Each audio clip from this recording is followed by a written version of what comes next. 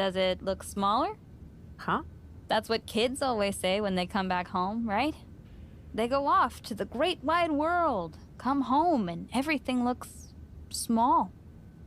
Haven't seen you around here much lately. Yeah, I don't know. Maybe a little smaller? I was in the neighborhood. Figured I'd stop in to get a few reps in before my big match with Bianca. Shotzi's not also in the neighborhood, is she? You know my insurance doesn't cover tanks. I don't think you have to worry. Tanks don't get great gas mileage, so she probably won't come crashing through the wall. No promises, though. And just when I was starting to feel nostalgic about you breaking things around here. How are you feeling after that crutch attack? I'm fine. Can you believe Shotzi's still bitter you didn't book her in TBD? And now she's turning it into a whole thing about how I stole her so-called War Games idea. In fairness, it's you who didn't want to book her. What? Really? I believe your words at the time were, "I'm not impressed." That does sound like me. But I was probably just being flippant. Being flippant without thinking that your actions could actually have consequences? Yeah, definitely you. Then, on purpose or not, Shotzi effectively brings you up to the big leagues, and instead of any sort of thanks, you steamroll right into a fantastical whirlwind tour of all things WWE. Let's be fair. I didn't steamroll right away. And Shotzi brought me to Raw so she could make an example of me. Maybe, but is that also why she pitched you the idea for a War Games match when you were GM? A match you thought was a good enough idea to book but then shut her out of? I never said it was my idea. Besides, it wasn't a groundbreaking suggestion, and everything worked out. Right, because I'm sure the WWE Universe saw the superstar GM announce the War Games match, put herself in it, and then thought, who else can I give credit to for setting up this awesome main event? It worked out for you. And now you get a championship match against Bianca Belair. Shotzi? Not so much. Jeez, whose side are you on, Geneva? You know whose side I'm on. That's why I gotta be straight with you, to make sure you get your head right so you can take that title from Bianca. You know, after ignoring WWE for so long, becoming their champion is the only thing I can dream of. It was you, wasn't it? You're the reason I'm missing my championship match with Bianca. Again! Oh, it's hardly my fault. Your car service was way too willing to accommodate your new itinerary. You know, they really should have some sort of security on that. Figured the least I could do was play hooky from Raw 2 so we could have a little chat. You really want to do this here? Fight in an airport lounge? Absolutely not. They'd never let me back in, and I love their little mini cupcakes too much. I just want what's mine. What exactly is that, Shotzi? I can't go back in time and hire you at TBD. I can't go back and put you in War Games. Your obsession with me is unhealthy. What's unhealthy is theft. And I'm not just talking about War Games.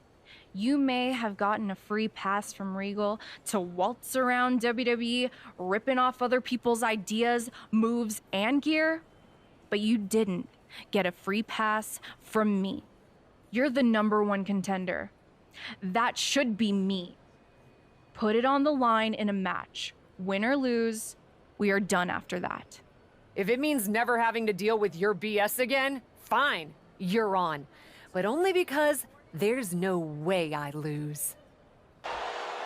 From the moment the captain arrived in WWE, Shotzi has had it out for her. Now they finally meet again to settle their issues. This goes back even further to the independent scene. It's a long-standing grudge that transitioned to WWE and then was punctuated with a tank attack. It seems like a Falls Count Anywhere match is a perfect way for these two to wrap up their long-time battles. Oh, what a kick. Ooh. Oh, kick connects. Places her right in the corner. Oh, straight forearm. And whatever the game plan, it didn't look to work out for Shotzi there. Oh, boy, to the announce table now. Oh, yeah, gonna clean it off here. This is gonna be dangerous. We knew this superstar had a mean streak. We didn't realize that they were downright ruthless. Coming back into the ring, back to the action. Kendo stick impact. And Shotzi is being taken apart here. Yeah, Shotzi finding herself on the wrong end of every exchange. We are witnessing a malicious string of attacks right now. This is getting more and more alarming with each uninterrupted attack. And things are just going from bad to worse. Front face lock applied into the guillotine. Fighting desperately. Able to shrug off her opponent. Unbelievable athleticism. Into the armbar. And she releases the hold as she feels that enough damage has been done. Should have kept on wrenching. Why show mercy now? Capped off with a big one. She's starting to drag a little bit. Falls count anywhere matches are absolutely no joke, and they're showing us that firsthand right now. Going way up high. From the heavens, through the air, And connects. And after that, you know things have just kicked up a notch. pedal to the metal right now. I don't know if Shotzi can withstand much more of this. Shotzi has to find a way to Soaring. Oh, and with absolutely no regard for her well-being, she just put her through a table. complete, and after years of antagonism, Cap has finally put Shotzi behind her. What a win. I don't think Shotzi got the memo, Saxton. She's not going to take this insult lying down. Spear out of nowhere from Bianca Belair. The Women's World Champion just obliterated Shotzi. Looks like Bianca's just as tired of Shotzi's shenanigans as anyone. And now the champion and the #1 contender are facing off. We may not have to wait for a match. This could jump off right here.